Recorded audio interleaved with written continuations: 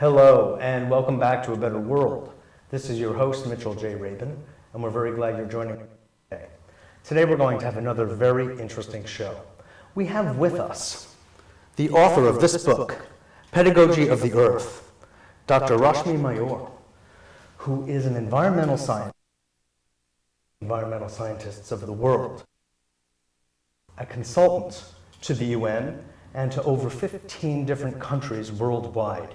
He specializes in dealing with the issues of the third world, as they are commonly known as, and much of the deprivation and difficulties that they are facing in a world that is, in many respects, very modern and in others, very primitive. We're pleased to have Rashmi on the show with us today to speak about his vast experience in the field. He has traveled the world. He's been to 84 countries on behalf of the United Nations. He is the founder of the International Institute for Sustainable Future, and we're very glad to have him with us today to speak about this most pertinent subject, one that is very dear to my heart, as you all know, something that we talk about on A Better World, and without discussion of which, well, we won't really have much of a better world. So on that note, Rashmi, thank you so much for being on the show. Thank you, my friend. I'm happy to be here with you. Good. On this beautiful day. Yes, indeed it is. You have such worldly experience. You have been from the academic world of a scientist, having gone to Yale, Harvard, NYU as an environmental scientist, to now being actually in the field, working closely with governments and with people. When you survey what your experiences have been, what do you come back with? What is your main sense, like with your finger on the pulse, of what's going on worldwide today? Well, the question you are asking, Mitchell, is a very complex question in terms of the sense. There are many senses I get about the state of the planet. It's been reflected in many great writings of the world. And as you probably know, that the first Earth Summit was held in Rio de Janeiro in 1992. Mm-hmm. It was over on the 14th of June. During that year, I worked as an advisor to the United Nations. We had 35,000 people in Rio. And when we left, we felt that the Earth was now going to move in the right direction.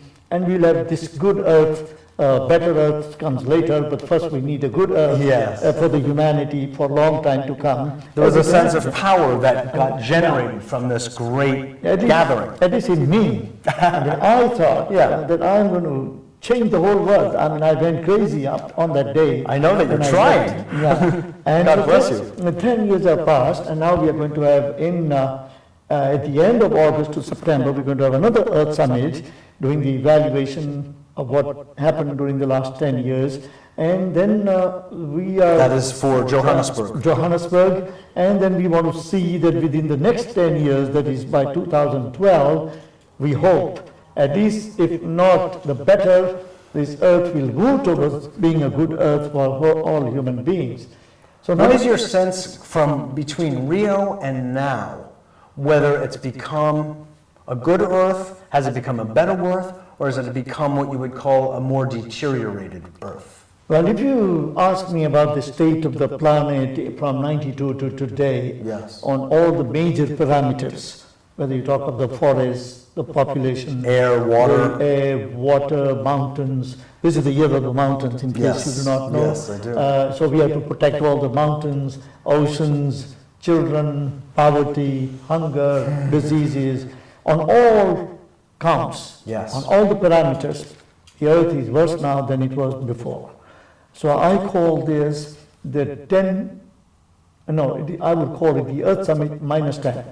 We have reached the -10 level, and some of the devastations have gone far beyond any control. For example, during the 90s, we have experienced more heat on the planet than ever before, which means that what we have been forecasting, that this Earth is getting warmer, the climate change is working, that temperatures are rising, it is all real. The days that you have experienced the winter this year in this country was probably the hottest winter that you have experienced in the United States. This is just one example I want to give you. Yes. The other example I want to give you is that in the 10 years, we have added close to about 800 million people on the planet. And if you look at the plight of the people who are added, say the 800 million, I would say about 650 million of them are in wretched poverty. They are in wretchedness. So that's negative point. Then of course you can go into other things, whether you're talking about the biodiversity, or you're talking about the state of the oceans, or you are talking about the diseases. I think we are in a very desperate situation now than we were 10 years ago. That is devastating to hear. Now, relative to population growth, Rashmi, where is the greatest concentration of that growth? We added in the year 2001 close to about 80 million people. 91% of them increased in poor countries. So you can imagine 91%. So you could have this large number of poor people are now reached, the numbers have reached such a level that the earth in that part of the world is totally saturated. There is no room, there are no resources, there is no food, energy, water. And so we are driving the planet to more and more poverty for which we have no answer. Number one, because we don't have so many resources. On the other hand, we do not have room for people anywhere. Take, for example, Bangladesh, 150 million people, growing at the rate of 2.5 to 2.6% a year. The Bangladesh is as big as your Wisconsin here. The Wisconsin population is 14 million. Bangladesh, 150 million. The difference tells you that we are in a desperate situation, and overall, there is another problem, and that is, as the resources are shrinking on the planet, the water is shrinking. Even in this country now, in some counties of New Jersey, they put the water restriction because the levels have gone down to hardly 60%. Probably you know it. Now they're putting restrictions on water. But this is a global situation. Yes, indeed. You see, global, and it's getting worse. So, and of course, the more the planet heats up, I mean, what you're talking about is the hydrologic cycle. Yes. That the more the planet heats up, the less water there is for drinking and for just ordinary humidity. I don't think that is the problem here. The natural cycles, the hydrological cycles are disrupted. Well, so yes. what happens is, take for example India. Yeah. Now India has 1 billion people. 2001, India added 20 million people. So 1 out of 4 people were added in India. Yes. Now, you look at that number itself in a country, India, which is 1/3 of the size of the United States. And the United States has 285 million people, am I right? Roughly, 285 million. Okay. Yeah, so now if you look at it, it's only 1/4 of the population here. Indeed. And you are 3 times larger than India. And go across the world even, same thing happens. So I think my concern here is the number. There is no doubt that this earth cannot afford the number of people which are arriving each year. And I think as we plan to go to Johannesburg, my first emphasis, which I pointed out to the World Watch Institute lecture last Friday, is the population, the growth of human numbers. The numbers have gone out of control. The sheer quantity. Yeah. In 1 decade, just look at this, in 1 decade of 90s, we added as many people as the number of people who lived on the earth when Malthus in 1798, when he said that the population is going to be a problem, yes. That was 1798, right? Mm-hmm. He put his paper down there. And that time the population of the world was 800 million people. The number which we added in last 10 years. So I think unless you compare this, you would not know the human beings devastating the earth sheerly through the numbers. That's one part of the story, but that's not a complete story. But of course, but since we're on that, what is the solution? What actions are being taken by governments that you, for instance, consult to, and by the UN? First of all, I imagine it's educational in nature. Michelle, last 20 years, the UN has been a victim of the attitudes of the United States in relation to population. And pretty much everything else, too. Yeah, and everything else, of course. Now, you know that last 20 years, since the time of Mr. Reagan, much of the great funding that was available for reducing population is going down and down and down, whatever the reasons. Yes. Now, I must tell you, whether people like it or not, your listeners may have another opinion. I think this planet would have been the poorer place to live if China had not done what it has done. Because China, by one-child policy, has brought to the world a relief, and that's why the Chinese population is 1.2 billion people. It is now reaching soon 1.3. Otherwise, the Chinese population, if they had left to itself, would have now crossed practically about 1.9 billion people. This would have been the population of China. And I'm so proud of what they have done. Yes. I've been to China many times. I'm a supporter of Chinese policies of keeping one-child thing. And I've been promoting the population policy. Yeah, and I have promoted this in Kenya, Uganda, India, Bangladesh, Pakistan, and I have failed. I want you to know some of the times you succeed, but other times you have to be honest to accept that we fail. Yes. India's population growth has declined, definitely, is 1.9%. It has gone from 2.7% or 8% in 1947 in 50 years, but it's too slow. We have to bring it down to only the one child per family in India in order to stop its death, because the number is going to brutalize the whole planet. This is one factor that has to be controlled. Indeed. Is it the government that is acting as the hindrance, or is it basically the lack of cooperation of the people themselves? I think one is the ignorance of the people. Number two, the governments either have neglected or they don't care, and the governments have not taken up this issue as a fundamental issue. Yes. And sometimes there are governments which are for the religious reasons, they refuse to accept the fact that you have to control population. But you see, let us not go on harping on only the one problem for the barbarism of the humans. The humans have a second type of barbarism, and that is the consumption. If you don't compare that, then you are doing a total injustice to the people of the South. Because you say, who is destroying the earth? Oh, these people from the South, developing countries. That is not true. I want that to be corrected, because we have to have a balance of understanding, and that is where we get knowledge. For every child that is born in America, equal to 60 children born in Peru or Bangladesh. The burden on the planet, on water, because of the consumption, on waters, on minerals, on soil, on energy. If I can give you the whole thing, it is equal to one child in America equal to 60 children born in Bangladesh, and it tells. Or you said, or Peru. Yeah, that tells you itself that the earth is endangered.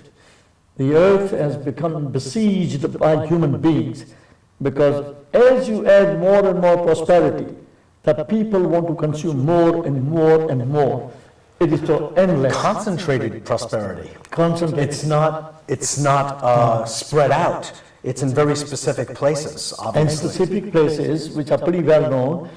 Most of the devastation of the planet goes on because of these 1.3 billion people. 1.3 billion, that is equal to 5 times the United States, is consuming today 72% of all the resources of the planet. So you take, for example, 6.1 billion people on the planet. Out of that, 1.3 billion, that is the 5 times the United States, is consuming 72% of the resources of the planet. Are you referring to what are considered the developed nations? Yeah, I'm referring to Europe, America, Canada, Japan, Australia, New Zealand. Close that chapter, that's all. That's where the consumption 72%. Yeah, all the resources, all put together. And you can compare very easily. Whereas right now, you look at the countries like Bangladesh. Let's go back to Bangladesh. Yes. Average person gets in a day hardly about 10 to 12 gallons per day per person. That's what he consumes. An American consumes between 70 to 80 gallons of water per day per person. That tells you 8 times more water is consumed here. Your shower that you take every day consumes 3 times more water when you have a shower than the amount of the water consumed by an average person in Bangladesh during the whole course of the day. This is the difference that you have to bear in mind. And I am hoping we realize why we are here today. Why am I sitting with you? To bring to the attention of the people that as long as you're going to have these injustices, inequities, that terrorism will never disappear. Because people are not fools. They can see. And the television brings these pictures to the whole planet. Exactly. You see, you'll be surprised to know that when the thing happened to WTC and Pentagon, September 11, it was watched within 5 days by 3 billion people of the planet. In 5 days, 3 billion, that is almost 50%.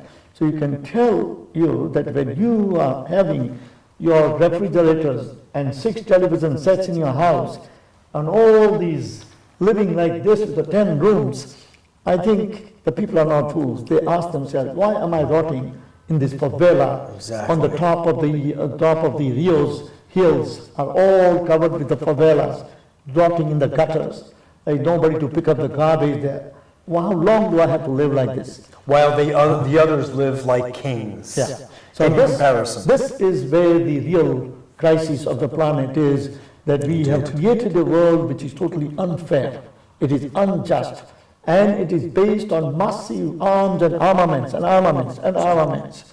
You're dealing with a military-industrial complex. Exactly. And armaments, how long you want to have so many armaments to be spent? In next 5 years, the United States is going to spend $2 trillion. You understand the meaning of trillion? Hardly, actually.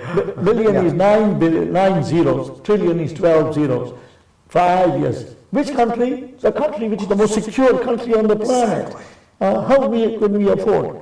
How can the world afford to spend $800 billion when 1.5 billion people, that is almost about 6 times the United States population of the world, goes to bed hungry, lives in the gutter, can't get enough water, no medicine. This is the world of destitution. It's 1 out of 4 people. I am hoping that people wake up before it is too late. And I think a program like yours have to be done over and over again to educate the public as to how do we get rid of this destitution?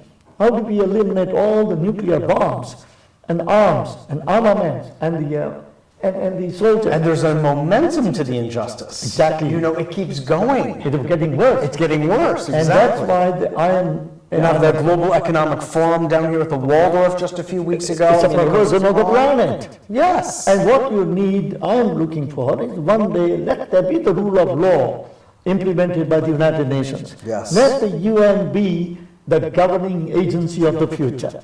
Bring the rule of law for all human beings. Exactly. And through international law. Yeah. Now let me ask you, Rashmi, I so much feel and agree with what you're saying and the deep importance of it, the crucial importance of it. But I want to go back to something because you're a particular individual who would have an answer to this. You were involved in Rio. There was a groundswell of some 35,000, as you say, people, committed soldiers, if you will, warriors for the good, for equity, for sustainability. What happened to that collective energy over the past decade?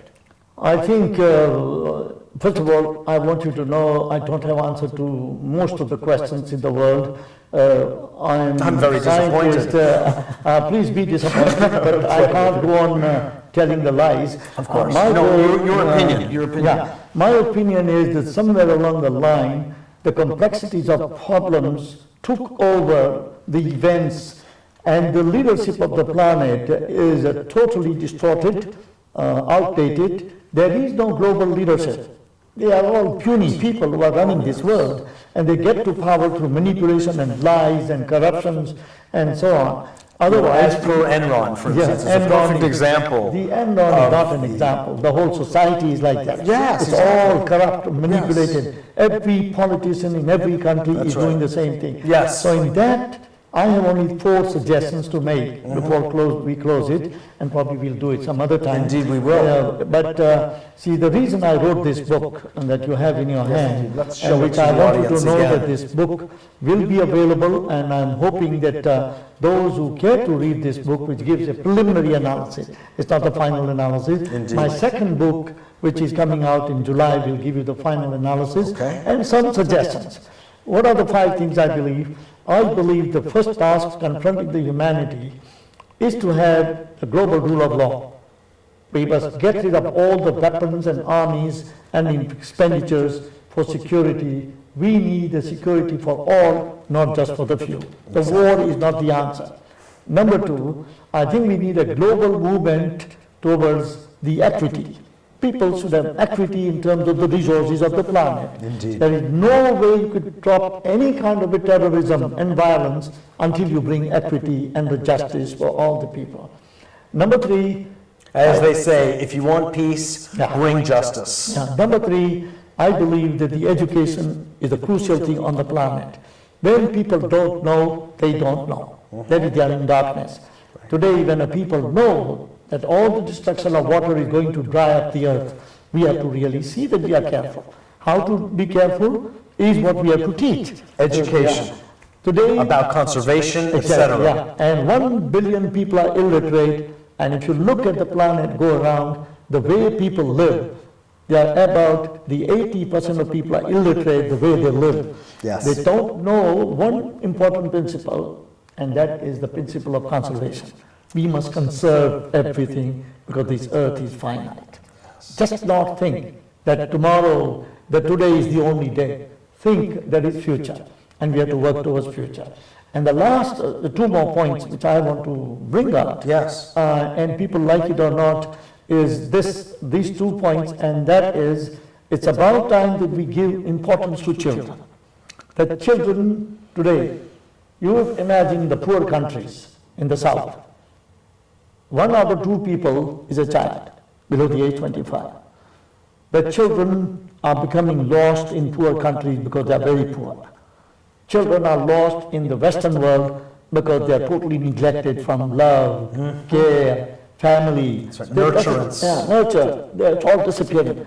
We must recognize that children are the future. We must give importance to our children. And I think the last point I want to emphasize, which go together, is that we must bring an end to this mindless, uncontrolled the number of people and uncontrol the mindless growth of the demands and consumption and consumption and consumption. The overconsumption. Yes, the consumption is not consumption, it is just destructive consumption. And the last thing I want to point out is that if we ever want a good earth, sustainable earth, the earth which really gives everything people need to have, then the controls of multinational corporations, the corporate world, and the corporate governance has to be brought to an end. That governance should be of the people. People, you and I, should be the governors, not the corporations.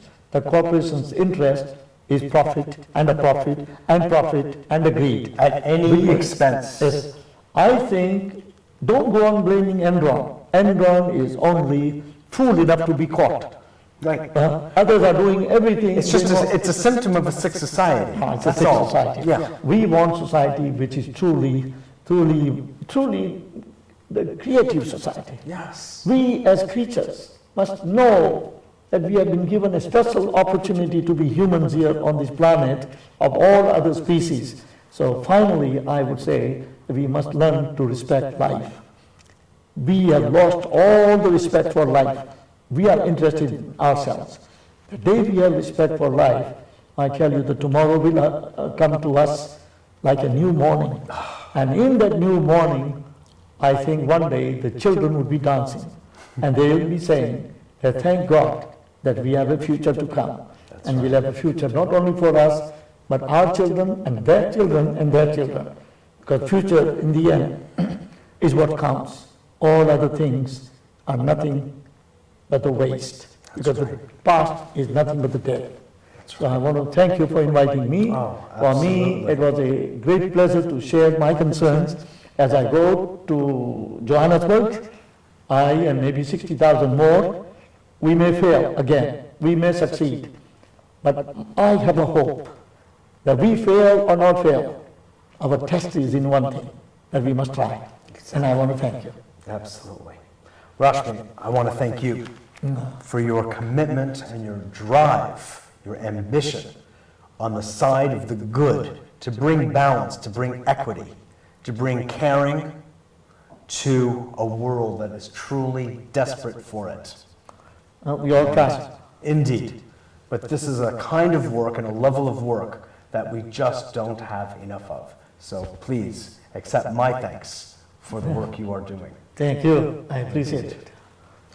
You understand why we wanted to have Rashmi Mayur on our show today.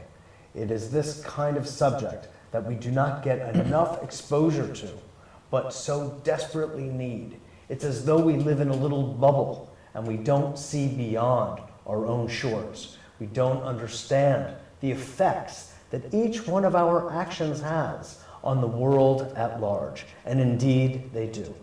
Just as the Native American teachings have always said, every action we take in the present has a resonance down 7 generations. That's the way we need to think. We need to bring that philosophical perspective to our every action, and in that way become responsible to ourselves and all that follow. Thanks so much for joining us. This is your host, Mitchell J. Rabin, for A Better World, and we look forward to seeing you all next week.